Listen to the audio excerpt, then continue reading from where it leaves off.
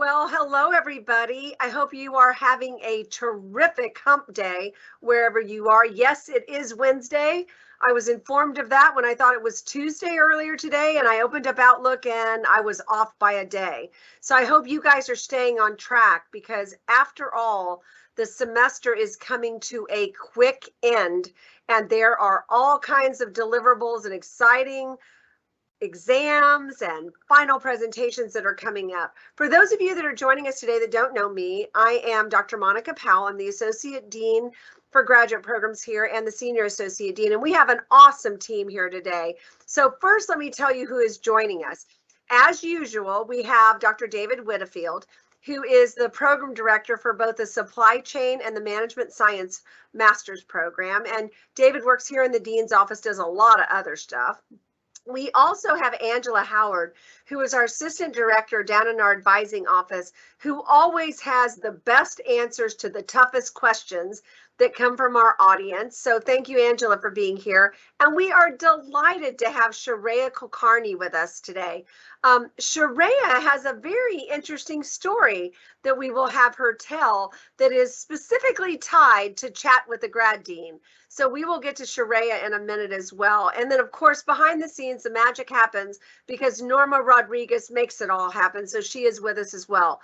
So as usual, your questions are the most important things that we want to answer, but we always want to give our graduate students some not only important reminders, but also give you some important upcoming deadlines. And you never know, the grad dean may have some good advice for the day as well. So I'm going to pop it over to Angela. Angela, you want to remind folks about some registration particulars that they may need to be thoughtful about, and also talk to them about wait lists.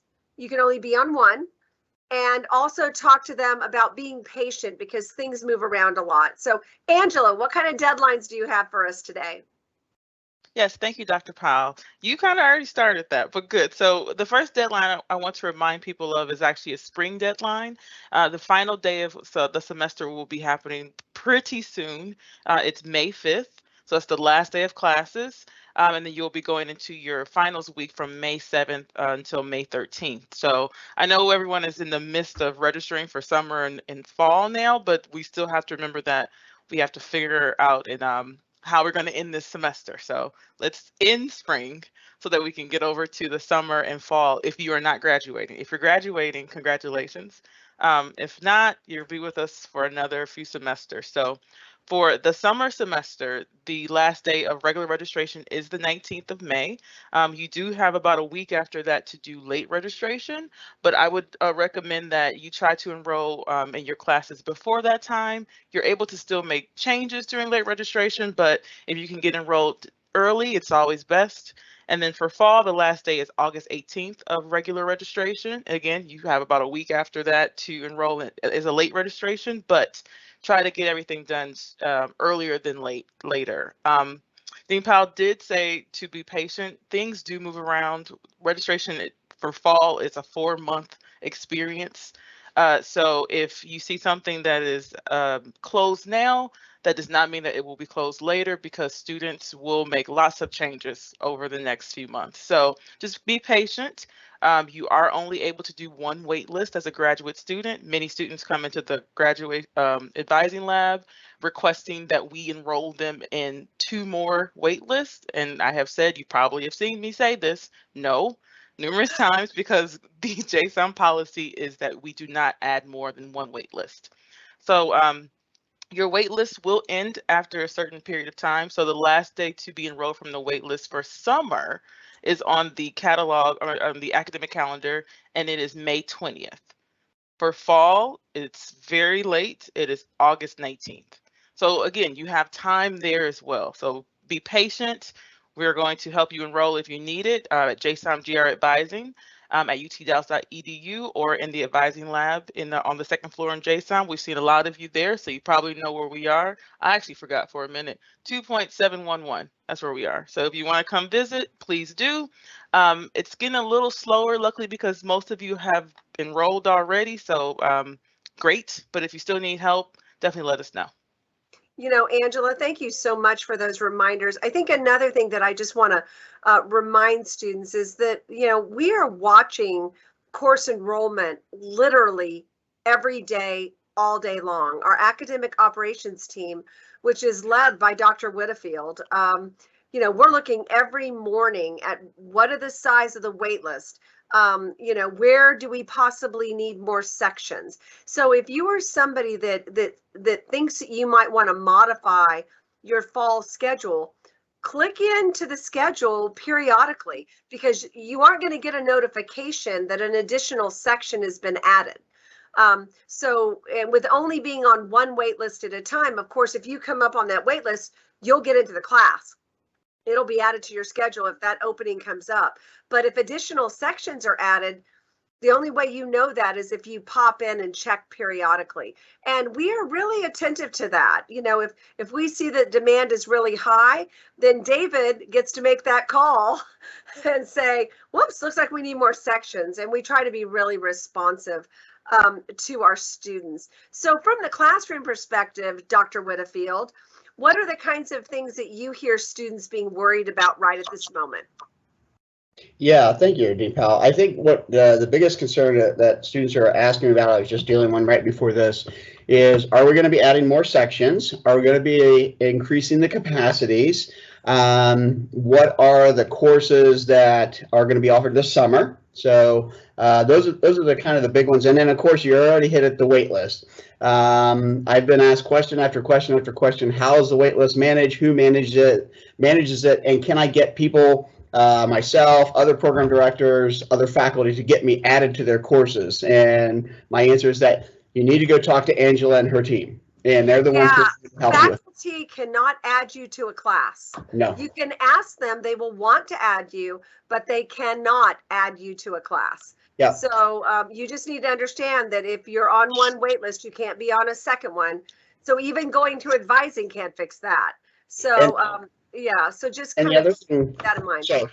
Sorry, pal. The other thing that I've been telling students is that I've had students tell me, well, I'm going to enroll in one section that I don't really want, and then I'm going to wait till something that opens up on the section I was originally in the wait list. And what I tell them is, I said, once you do that, you're removed from the wait list, you're in your course, and I said, if you try to go back to the one you really want to be in, I said, you're put at the end of the line. And I said, yes. So yeah, and Angela will definitely confirm that. Yes. So. And in the next few weeks, they're going to run another report to see if people are enrolled in a wait list and a different section of the same class. And if you are, you will be dropped. It's an automatic drop. So Angela, I would recommend you don't do that. That is a critical statement. So I'm going to repeat it. You cannot be enrolled in a class and waitlisted in a different section of the same class, because the university runs periodic reports and they will dump you off of the wait list. So please keep that in mind. You might get away with it for a day, but then when the university runs their report, bingo, off you go. So don't try to do that, because it doesn't work. There is one other question that I'm just going to attack up front, because I know somebody's going to ask it. And the question is, why is it I can only enroll in 13 credit hours? So, Angela, do you want to answer that question, or do you want me to answer that question? Well, do you want to go through the story of why, or just the plain policy of why? So why don't you give them the policy, and then I'll give them the story. So yes, JSOM has a policy for the graduate students that they are only allowed to enroll in up to 13 credit hours for the long semesters, that's spring and fall, for the beginning of registration. And for summer, it is 10 credit hours for the beginning of registration. These dates, everyone will have this enrollment cap until a certain date, and then it will be released. We do have the dates on the JSOM page now. I believe summer is July 29th, and I have to go back to check when is somewhere in August, or a little bit earlier, I think, for fall. But it just allows students who need to be in classes to enroll in the classes that they need to be in. We've had students who would use in the past, students would enroll in 18 credit hours of coursework and then 18 credit hours of waitlist. And then the next student comes along and has nothing to enroll in for that semester. So we had to do this as a school to make sure that all of you have classes to enroll in. And it was quite a creative solution to get to kind of test out all the different classes and then pick the ones you wanted to drop, but it ate up seats that then students wouldn't be able to get into until too late. So by establishing that policy, it created fairness across the registration process, and it gives everybody a chance to get courses and get enrolled in classes. So it was a really great decision that the school made several years ago. Actually, many of the schools on campus already had this policy, and we were the last. So we adopted the same policy as the engineering school had, and it's really made it a much more pleasant journey for everybody, because by the time some students would go to register, all the seats would be filled and they'd have to wait until the students dropped them, and that was just kind of a nightmare. So I'm glad that that's a policy that works. So you know, when I first started today's chat, I said, you know, be mindful that we're coming up to the end of this semester and there are important deliverables. Please, folks, you know, use the time you have now. You know, you still have quite a number of days before classes are over. And there's probably a good chance that 30 to 50% of your grade is probably yet to be determined by a presentation or a project or a final exam. Get after it, you know. Put in those extra study hours every day. Put extra time on that presentation. Make sure that you've done everything you can do to do as well as you can when the grades come out. Because that's important. So thank you to Angela, and thank you to Dr. Widdifield for those insights as well. So I think all of you who are current students here, or maybe even there's a few prospective students who've dropped into our chat with the Grad Dean today, know me well enough to know that I'm a bit of a storyteller. And when I hear a good story, I always want to tell it, and I always want to share it with the students. And today's story is around opportunity. You know, there's this thought that, you know, we create all the opportunity that happens in our lives, and if we don't create it, it doesn't happen. That can't be farther from the truth.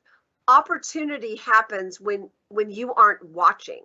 And if you aren't watching, or you aren't present, or you aren't paying attention, oftentimes opportunity misses you, which is why Shreya is with us today. Because I heard her story and I thought, wow, talk about somebody being present to let opportunity happen. So a while back, Shreya was watching one of these sessions, Chat with the Grad Dean, and we had an alum who was talking. And so Shreya, do you want to tell everybody about tuning into that session and what you heard and what you did and what happened? Thank you, Dr. Powell, for this amazing introduction and just telling everyone about the opportunities. Before I dive into the story, let me give a bit of my background so that our fellow students can understand it more well. So hi all, my name is Shreya and I'm currently a graduate student pursuing Masters in Information Technology and Management. And this is my second semester. I joined JSOM in last fall, and actually I was supposed to join during the pandemic, but I had deferred my admit, and due to this I was really curious and anxious about what opportunities are there at JSOM and how should I grab them. So through these events, like back from India, I used to join these events, and I used to listen to Dr. Powell, Norma, and everyone, and kind of make notes about how should I enroll for classes. And I was able to connect with a senior who then told me a lot about JSOM. So as soon as I got here, I had one motto: a September to remember. During the month of September, when I started my classes, I had made a list of things that I wanted to achieve. At the university, I got an on-campus job as a web developer and was able to help the research community build surveys. And during my second semester, I had a good GPA. I knew what I wanted. I wanted to be a part of the Graduate Dean's Council. And thanks to Dr. Powell and Norma, I was able to grab that opportunity as well. And grabbing all these opportunities, finally, I'm at the end of my second semester and I'm excited to join Amazon as an automation engineer starting this summer. And that is my story. Yeah, and you would not have found out about that opportunity if you hadn't been on one of these webinars and had the opportunity to meet Madhura. Yes, that's right. So I was able to meet Madhura, who then guided me on how to apply for the Dean's Council and what are opportunities I have. She also helped me choose my subjects and enroll into most of my classes, and told me about the deadlines, like Angela was just now sharing with us. So these webinars have all like been really useful for me as a prospective student and even as a current student. And through these webinars, I was able to know a lot about JSOM. And yeah, one of the reasons that I came to know about the council was through these webinars. And so being a part of the council gave me a better insight into what JSOM is and what JSOM stands for. Oh, that's terrific, Shreya. Thank you. And thank you for being a consumer of the webinars that Norma masterfully produces for us all the time. I think that that is one of the real silver linings that comes out of the pandemic is the ability. I mean, people think that this is flat, that it's, one directional, that it's not a live human, it's that's interacting with you.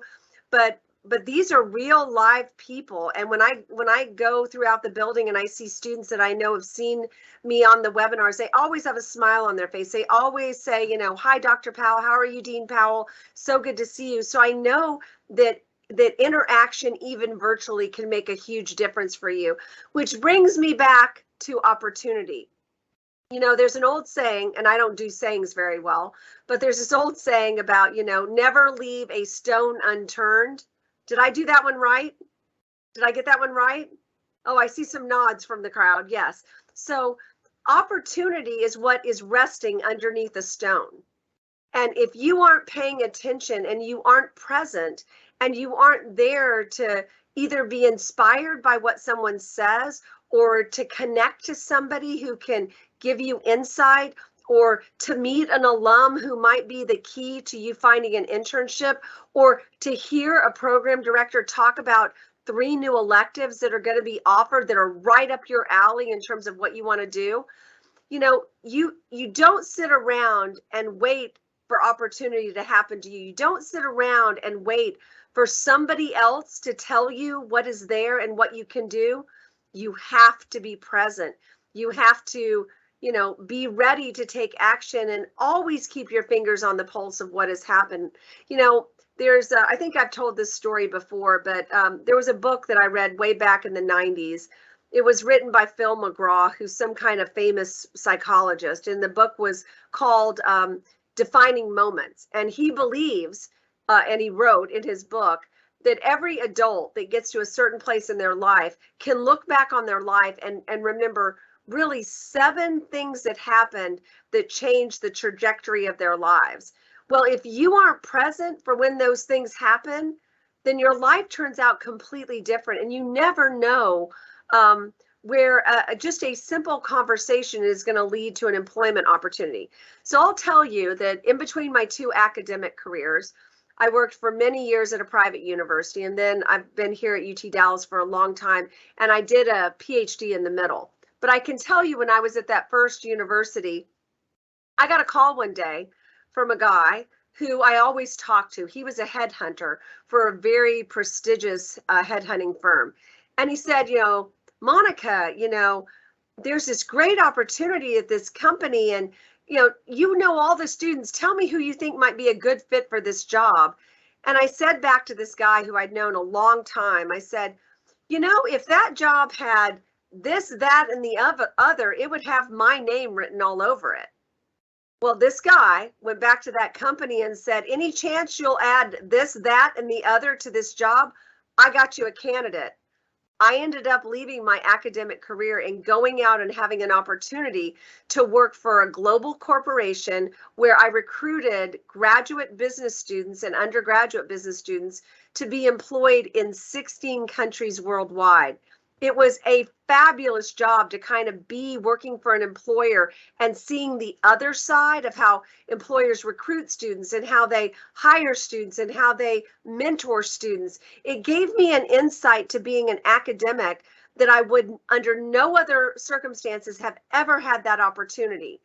That job gave me the inspiration to go back and get a PhD and then come to UT Dallas in 2007 and be here for these 15, 16 years that I've been here.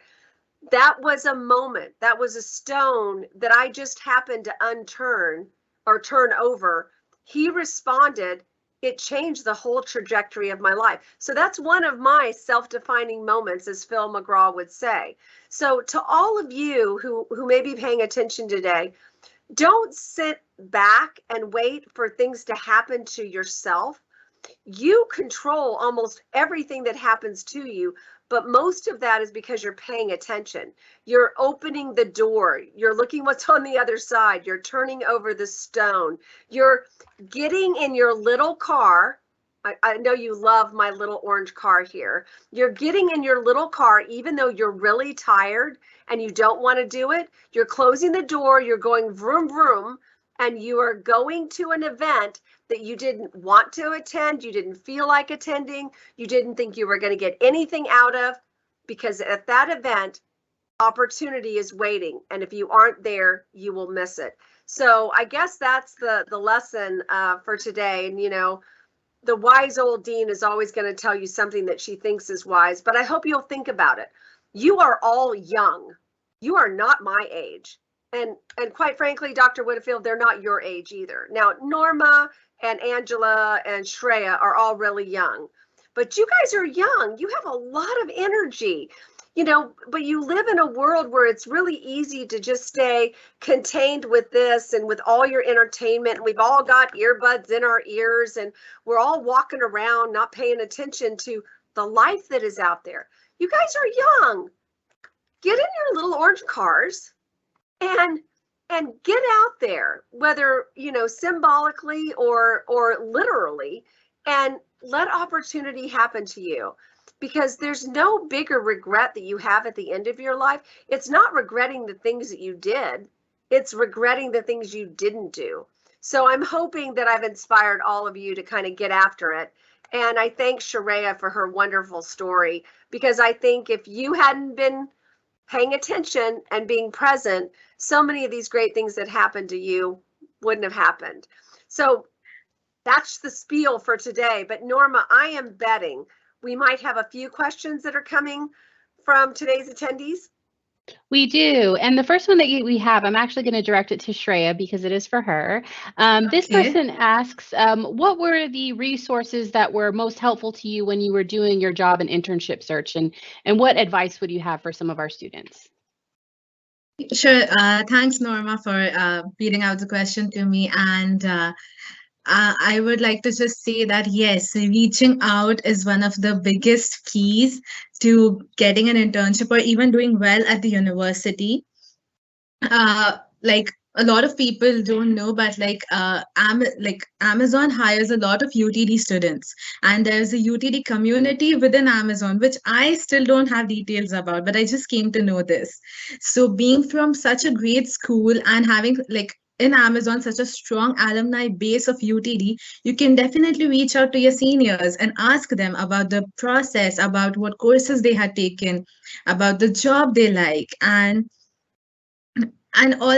any information, and just reach out to your program director about what courses you should take.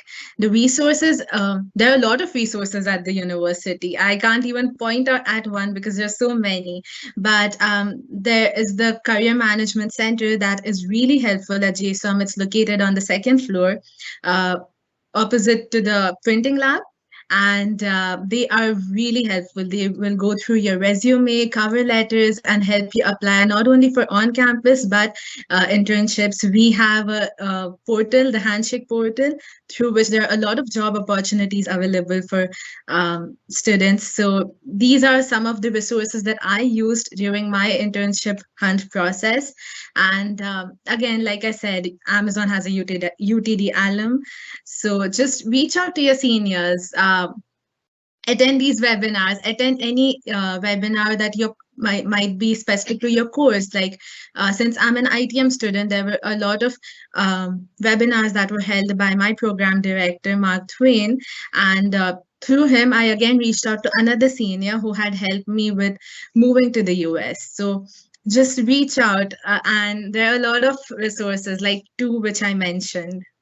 Oh, those are great resources. You also took that MAS 6102 professional development, and I think that kickstarts everything when it comes to, yes. Applying for internships and jobs. But wow, that was a great list, Shreya. Also, I'd like to add, the MAS 6102 course really helps you kickstart, as Dr. Powell mentioned, through the assignments. We have one assignment where we have to send a resume to the professors. Those are the CMC. They also work with the Career Management Center. And so through an assignment, your resume is already reviewed. So that's one task on your list that is already done. And one of the last assignments that I had was a virtual interview, through which I got the habit of giving virtual interviews. So this happened during my first semesters, and I still had one whole semester to wait to apply for internships. So as soon as you step in UTD at JSOM, you kind of, get prepared for applying for internships. So yes, that subject was really helpful. Thank you, Dr. Powell. You're welcome. So our next question is from a current student who it sounds like is applying for scholarship, and they have heard that you have to have a 4.0 to receive scholarship as a continuing student. So I was hoping that you could talk about what the scholarship committee does look at for current student scholarships or continuing student scholarships. I am so glad that somebody asked that question, because that is a myth. That is not true. So we have a lot of different scholarships that continuing students can apply for. So they're really in three categories. Category one is a DES award, and a DES award is a merit-based and does look at academic performance, but that's only one of the types of scholarships we give to continuing students. The second one is called an impact award, and this is an award where our faculty advisors for our certain student organizations will make recommendations to the scholarship committee about students that are in their organizations who have done really impactful work on behalf of the organization. So that's the second kind of award. And those are not always students that have a 4.0. Oftentimes that could be a student with a 3.5 or a 3.4. So, we aren't going to give it to somebody who's on probation that was recommended, but those recommendations will go through, and those are people that have a variety of GPA performances. The third kind of scholarship that you can apply for as a continuing student is what we call a donor-based scholarship. And we've got lots of those. I mean, I don't even know. There's probably 80 or so listings out there, and you have to look at the specific criteria. They might be for an accounting student. They might be for a technology student. They might be for an innovation student. They might be for, preference given to females, or preference given to, other criteria. But you need to apply for those individually in the portal system. And I'm so glad that somebody asked this question, because the deadline to apply for a continuing student scholarship is May 1. You have to have it all done by May 1. We don't give any extension to that at all. So you can't come back and say, well, I didn't know. We sent out an email. Norma sent out an email just earlier reminding students of that.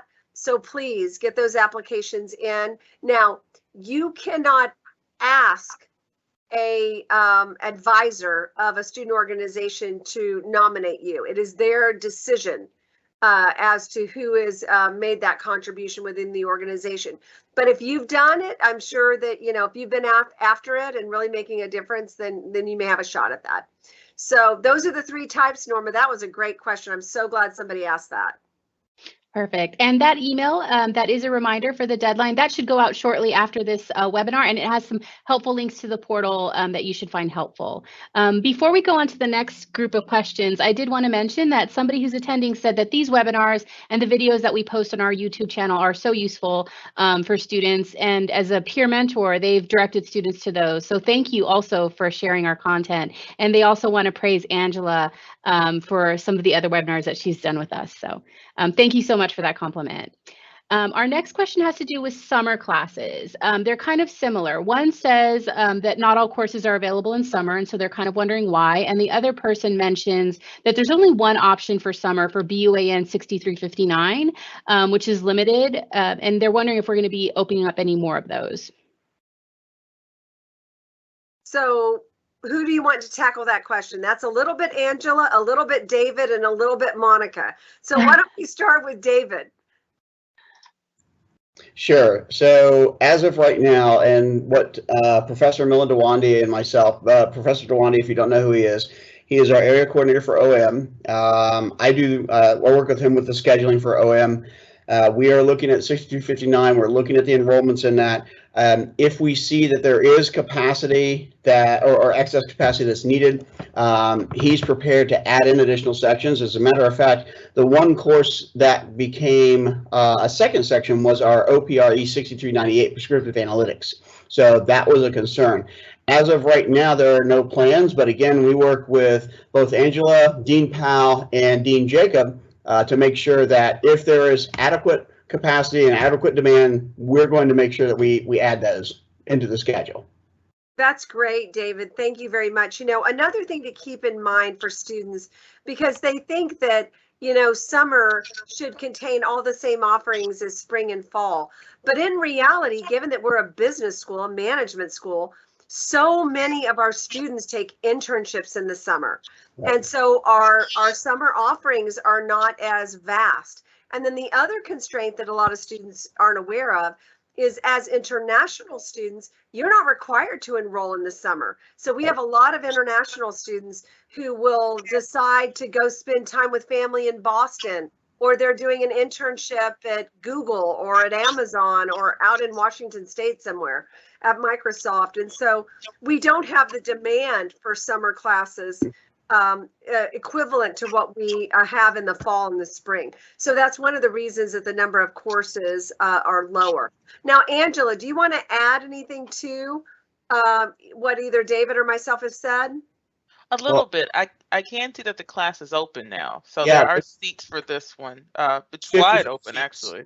Yeah. So it may not be the person you want, but again, we've said this a lot. It's not always about the professor. If you need the class for your degree, you should take it when it's available. That's exactly right. Yeah. So that was a good question, Norma. Mm-hmm. This next question, what advice would you give for a student who maybe feels disconnected from their program and feels like maybe they are just a number? What advice would you give so that they can get engaged and feel like they are getting everything worth their money and time that they've invested in this degree? Wow, that is an awesome question. So thank you to whomever submitted that question.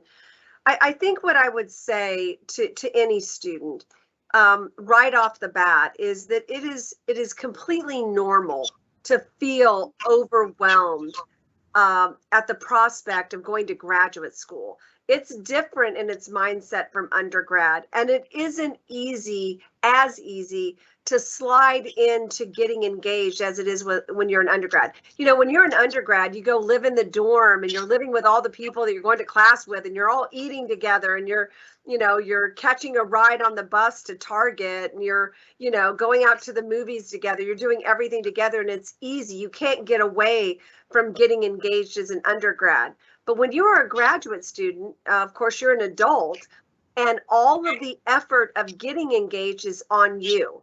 And when you're overwhelmed, it's like, oh my gosh, where do I even begin to get engaged? So this is what I would recommend that you do. First thing that I would do is it's a little bit of a cultural thing about JSOM. We haven't been able to do it in the last couple of years during the pandemic when orientations weren't happening live. But when orientations happen live, we tell students that it is a tradition that you meet everybody who sits north, south, east, and west of you when you go to class. And so when we're at orientation, I would make everybody in the audience turn around and introduce themselves to the 4 people all the way around them. If you are an individual that's a little bit more introverted, and believe me, I'm that person. You don't think I'm introverted, but naturally I'm a lot more introverted than people realize. You have to put yourself out there.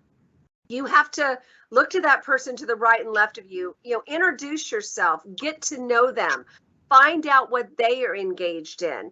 And when you're doing group projects, be the person in your group project that says, hey, let's meet at Northside at Holla, guys. Let's get some dinner before we work on the group project.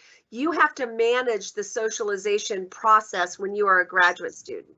So that's the first thing I would do. Meet all the people north, south, east, and west. Second thing I would do is get on the student organization webpage. We have 70 plus student organizations here in the Jindal School. Many of those organizations are tied to degree plans so that they are related topics to degree plans. Those organizations are meeting on a regular basis. There are opportunities to get leadership positions in there. There's opportunities to volunteer. One of the best student organizations in my mind that exist for you to meet people is to join the Infinity Lions Club. They are not tied to a specific degree. They do a lot of really cool community service work, and students from all of our degree plans get involved in that group. Avanti Sethi is the faculty advisor for that group. He and his wife, they do it as a duo. They love and adore every single one of their students. They support each other. In fact, there was a student last fall who was involved in a terrible motorcycle accident. And recently, now 4 or 5 months, as that student's in recovery, they invited the student to come. They did a fundraising for that student and raised like $1,000 to help that student out as he's still in recovery. So that's a great that's a great non-academic one to get involved in. The academic ones will do competitions, they will do meetings, they will have events where they invite alumni. So that's thing number 2 you do. Thing number 3, Shreya mentioned a minute ago. Get to know your program director. Go make an appointment, visit with them, get some suggestions from them on things so that you can get engaged in. Go and meet every single one of your professors. Every class that you take, the professors have office hours. Go and just visit with them and say, hey, I'm just here. I just want to get to know you.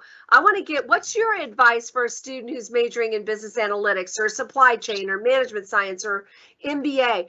These people that direct your programs know hundreds of people, and oftentimes they will be a great connection to somebody else. Number 4, seems like I'm on a top 10 list here at Journey. Number 4, the university has 300 student organizations. Many of those student organizations are tied to everything from book clubs to meditation to yoga to Bollywood dancing. And by the way, I'm going to go learn that Bollywood dancing. To the ethnic ones, the Pakistani group, the Indian Student Association, the Taiwanese group, the Chinese Fellowship Organization. All of those organizations can be reached from the university's websites. Go get engaged in many of those organizations. That's number 4.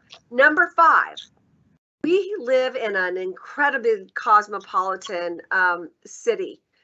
One doesn't think that a state known for cowboys and horses and Mexican food would be as diverse as we are, but we have a lot of ethnic organizations and ethnic parts of town where you can go have the best Indian food available, the best Chinese food, the best Iranian food, the best Ethiopian food.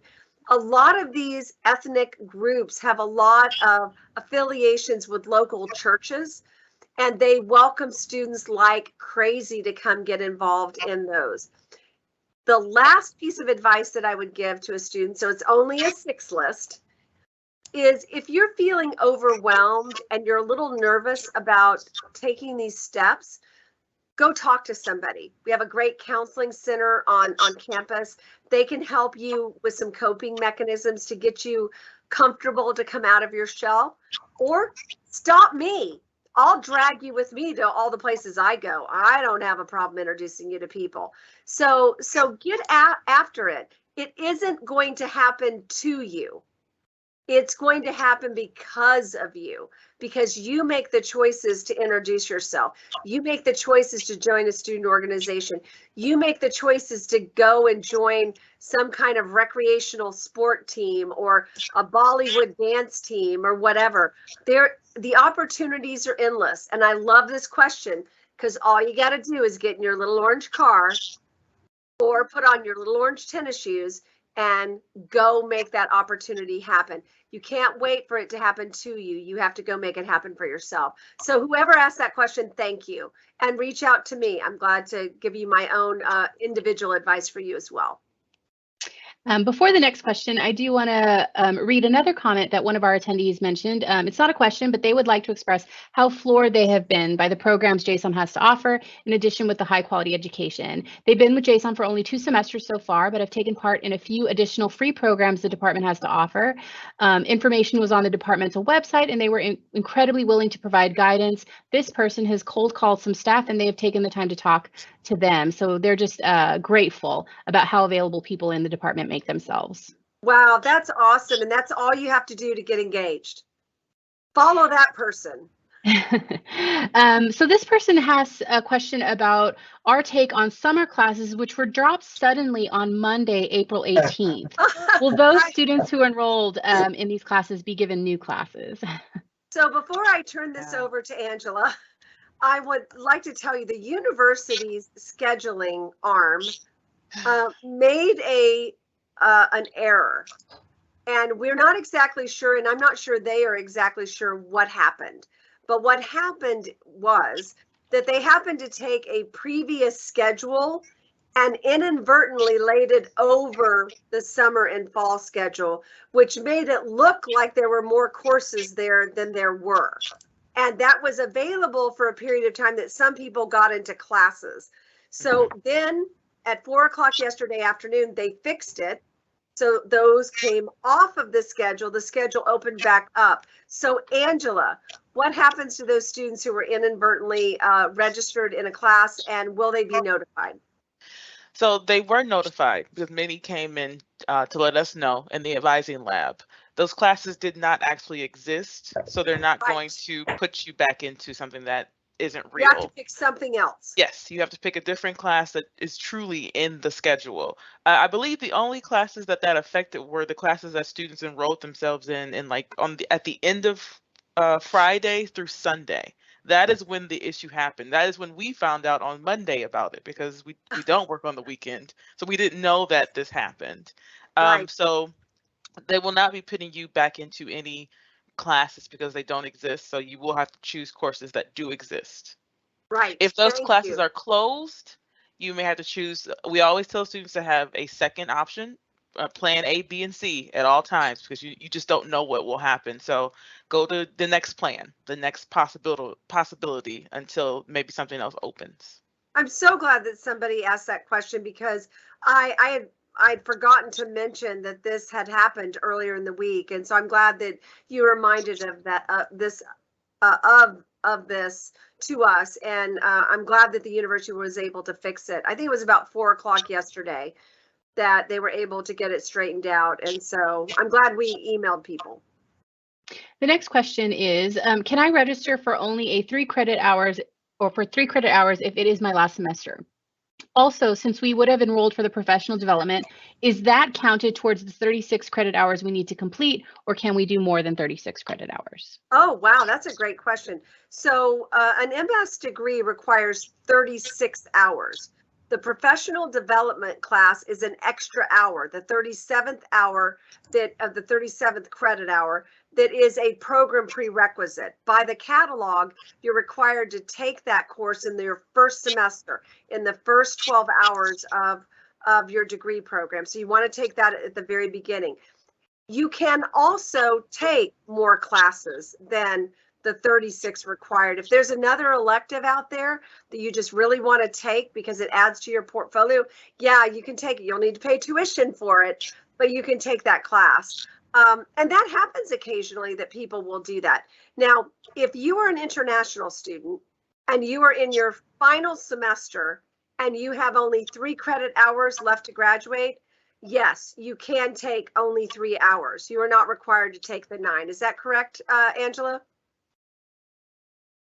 So yes, Angela is saying yes, that is. So you won't be required to take 9 by your visa status. You only have to take the remaining hours to complete the degree in your final semester. So the next person says that they don't have enough hours to do an internship, but they've heard from a few people that internships are a little harder to come by this year. Has that been the case? Is that just kind of a rumor mill, or what can you mention about Internship Outlook these days? Oh my gosh, if there's ever a time that you can get an internship, it is now. I mean, we are working in a market where the demand for employees is greater than the supply, and companies are buying like crazy to hire interns. So whomever gave you that bad information, it is a rumor. There are zillions of internships out there. Now, does that mean that one's going to get dropped in your lap? No. You're going to have to go after it. You're going to have to do all the things that we teach you in professional development. It isn't just going to magically happen by you making an application. You're going to have to apply to a lot of internships, be willing to get out there and interview for them. And of course, I bet Norma, Angela, Shreya, and David can all know what I'm about to say. If you get that opportunity, and that opportunity will come if you are managed your resume well, if you've done your interview preparation, if you know what I'm about to say. If you get that opportunity, and the first one will likely be a video interview just like this, yep, you better be ready for it. Because I will tell you that if you position yourself where you're sitting up and you're looking assertive and excited to be there, you're looking right in that camera. You're not looking up here or over there or somewhere else or slouched down.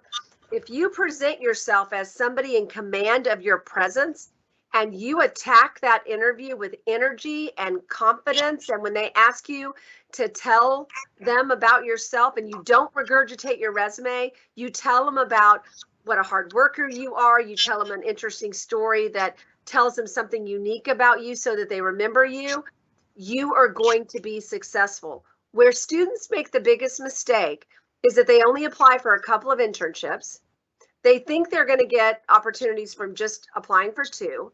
Then when they get the opportunity, they are either nervous or ill prepared for the interview. And bet your bottom dollar, the interview will be video. It will either be a video interview where you answer prompt questions, or it will be a human talking to you just like I am. Look at that little blue dot. I know it is really weird, but look at the little blue dot where your camera is. Be sure you smile. Be sure you sit forward. Show some gestures. Show some energy. There is nothing worse. I interviewed a student for a job a few weeks ago. This student lacked so much energy. I don't even think they wanted the job. So you can't just answer the questions. You've got to show like you want the position. And by all means, smile. You're not going to break the camera. So sorry, I got off on a tangent there, Norma, but it happens. The next question.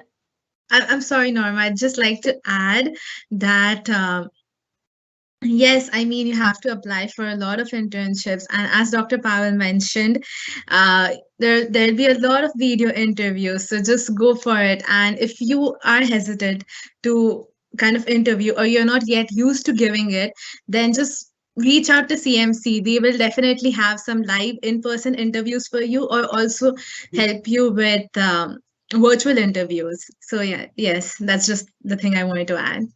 And I want you guys to look at Shreya. Shreya is looking right in the camera. Shreya is perfectly proportioned in her screen.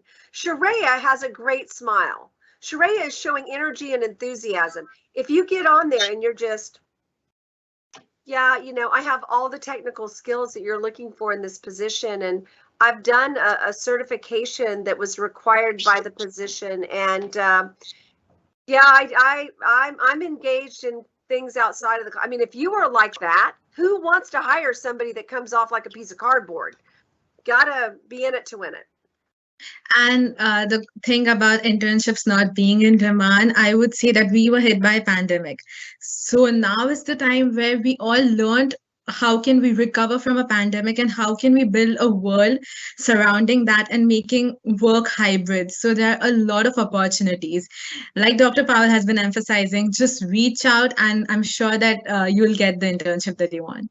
And by the way, when you land an internship and they ask you, do you want to work remotely or do you want to work in the office? Choose the office. It is much easier to make an impression and to take advantage of an opportunity if you are present versus being remote. That's just that's a bonus piece of advice. I have one more question that's been submitted. This person has 2 more courses to take this summer to complete their degree. How do they sign up for the August 20th graduation? So, Angela. Yes.